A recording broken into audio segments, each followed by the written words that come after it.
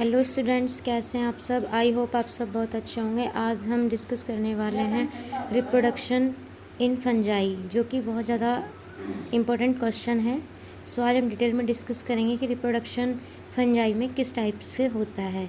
So reproduction is the biological process by which new offspring individual organism are produced from their parents. यानी कि reproduction जो है एक biological process है जिसके द्वारा एक न्यू इंडिविजुअल या ऑर्गेनिज्म का क्या होता है, फॉर्मेशन होता है किन से, उनके पेरेंट्स से। Reproduction is a fundamental features of all non life, यानी कि जिनमें भी जीवन संभव है या जिसे जीवन कहा जाता है, जो रिप्रोडक्शन है वो क्या है, एक फंडामेंटल फीचर्स है। ठीक है। Each individual organism exist as the result of reproduction. The known methods of reproduction are broadly two type, sexually and asexually.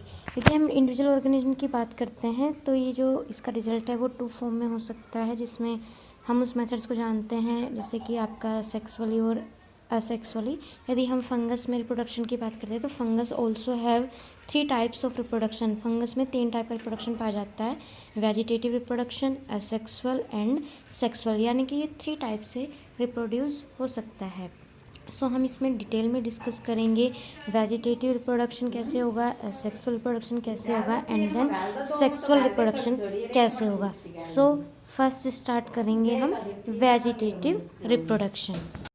Vegetative reproduction. The most common method of vegetative reproduction is fragmentation. The hypha breaks up into small fragment accidentally or otherwise. जो vegetative reproduction है ये क्या है, एक common method है, एक जो ज़्यादातर मिलता है, देखने को क्या मिलता है कि इसमें जो है फ्रेगमेंटेशन जो है वो कॉमनली देखा जाता है। उसमें क्या होता है, जो हाइफा होते हैं वो ब्रेक हो जाते हैं स्मॉल फ्रेगमेंट में, स्मॉल पीसेज में, या तो वो एक्सीडेंटली होगा, अदरवाइज मतलब कोई भी एक्सीडेंट हो सकता है, किसी भी कारण से वो 2 भागों में टूट सकता है। Each fragment develops into a new individual, यानी कि प्रत्येक फ्रेगमेंट जो है एक न्यू इंडिविजुअल को डेवलप करेगा। सो हम कह सकते हैं जो वेजिटेटिव रिप्रोडक्शन है इसमें जो फ्रेगमेंटेशन है वो क्या है, एक साधारणतः पाया जाने वाला मेथड है। ठीक है, जिसमें हाइफा जो है स्मॉल पीसेज में या स्मॉल फ्रेगमेंट में एक्सीडेंटली टूटकर एक न्यू इंडिविजुअल का फॉर्मेशन करता है। ओके, नेक्स्ट हम बात करते हैं फिजन की। तो fissions occurs in unicellular fungi such as yeast. Fission जो पाया जाता है वो किस में मिलता है, यूनिसेलुलर फंजाई के अंदर, जैसे यीस्ट। यीस्ट क्या है, एक यूनिसेलुलर फंजाई है।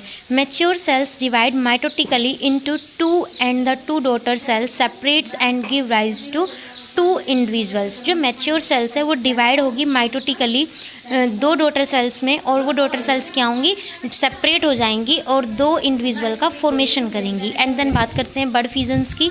तो it is a modified type of fissions. ये क्या है, फिजन्स का मोडिफाइड है। ठीक है, in bird fissions cross wall are developed near the base of the bird to separate bird from mother sales.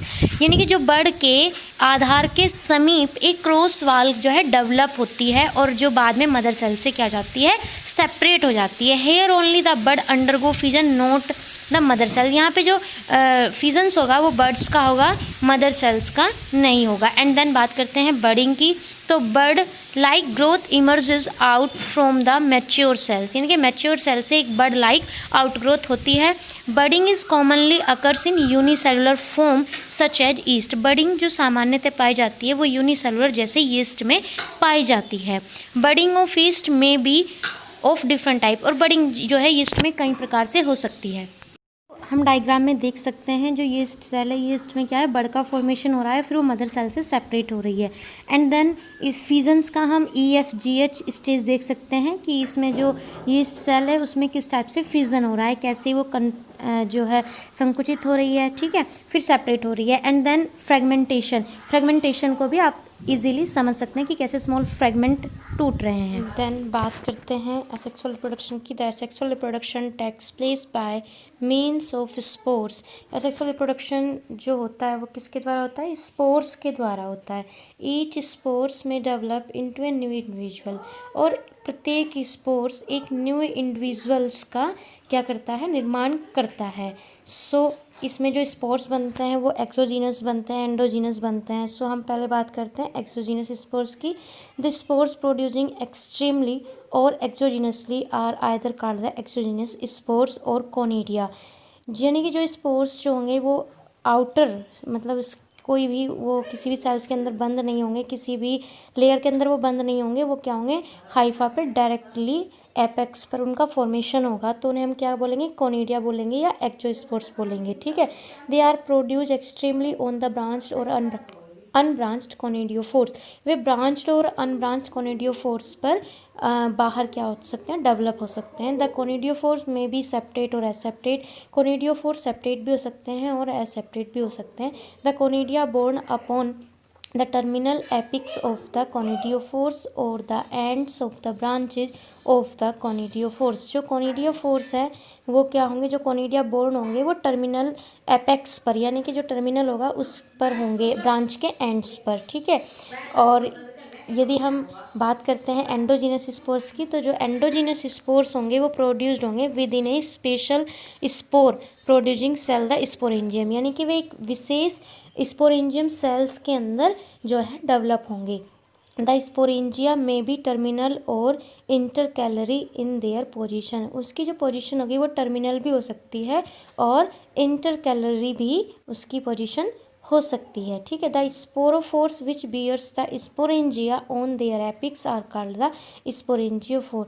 जो स्पोरेंजियोफोर्स कहाँ पर जहाँ डेवलप्स होंगे उनको क्या बोलेंगे स्पोरेंजियोफोर्स बोलेंगे। दे में भी ब्रांच्ड और अनब्रांच्ड। ये ब्रांच्ड भी हो सकते हैं और अनब्रांच्ड भी हो सकते हैं। सिंपली समझना है, जो एक्सोजीनस है वो बाहर बनेगा, जो एंडोजीनस है वो किसके स्पोरेंजिया के अंदर उसका फॉर्मेशन होगा।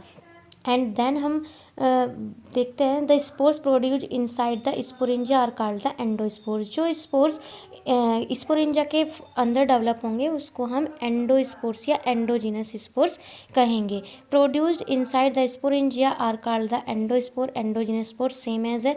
दे में भी मोटाइल और नन मोटाइल। ये मोटाइल भी हो सकते हैं, नन मोटाइल भी हो सकते हैं। जो the motile spores are called the zoospore. जो मोटाइल स्पोर्स होंगे वो क्या कहलाएंगे जू स्पोर्स कहलाएंगे। And the non motile spores क्या कहलाएंगे अप्लेनोस्पोर्स कहलाएंगे। The zoospores are produced inside the sporangia. Zoospores कहाँ पर फॉर्मेशन होंगे जू स्पोरेंजिया के अंदर होंगे। The protoplasm of sporangia divides into uninucleate और मल्टीन्यूक्लिएट। स्पोरेंजिया का जो प्रोटोप्लाज्म है वो यूनिन्यूक्लिएट और मल्टीन्यूक्लिएट डिवाइड हो सकता है। Protoplasmic bits and each bit Metamorphosis into A spore. जो प्रोटोप्लाज्मिक बिट्स है उसमें प्रत्येक कहाँ पे होंगे स्पोर्स के अंदर होंगे। ठीक है, Metamorphosis into A spores. And देखो जो इजीली आपको क्या याद रखना है, ये याद रखना है जो एंडो स्पोर्स होगा वो स्पोरेंजिया के अंदर बनेगा और जो एक्सो स्पोर्स होगा वो क्या बनेगा आपका बाहर बनेगा, टर्मिनल हाइफा के टर्मिनल एपेक्स पर बनेगा। ठीक है, जो आपके एंडोजीनस स्पोर्स होंगे लाइक उसमें आएगा जू स्पोर्स आएगा, एप्लेनोस्पोर्स आएगा। ठीक है, और जो आपके एक्सोजीनस उसमें क्या आएगा कोनिडिया आएगा। ओके, एंड देन हम बात करेंगे एग्जांपल्स देख लीजिए आप इसमें एप्लेनोस्पोर्स के, एंडोस्पोर्स के एंड एक्सोस्पोर्स। इसमें सभी एग्जांपल्स दिए हुए हैं, आप इन्हें बहुत अच्छे से देख लेंगे। ठीक है, आपको इजीली समझ में आ जाएगा। जो मोटाइल होगा वो क्या होगा जू स्पोर्स होगा और जो नन मोटाइल होगा वो क्या होगा अप्लेनोस्पोर्स होगा। ठीक है, सो आप इसे बहुत अच्छे से कर लेंगे। एग्ज़ाम्स को डायग्राम से देख करके आपके पास जो भी बुक अवेलेबल हो आप उस बुक से डायग्राम दे सकते हैं। क्योंकि एग्जाम्पल में आपको जो है डायग्राम देना ज़रूरी है, एक इफ़ेक्टिव आंसर देने के लिए आपको ये चीज़ मस्ट है। ठीक है, सो आप इसे समझने के लिए जो सेक्सुअल रिप्रोडक्शन है वो इतना ही है, आप इसे बहुत अच्छे से करेंगे। नेक्स्ट क्लास में हम डिस्कस करेंगे सेक्सुअल रिप्रोडक्शन को। सो आई होप आपको चीज़ें समझ आई होगी।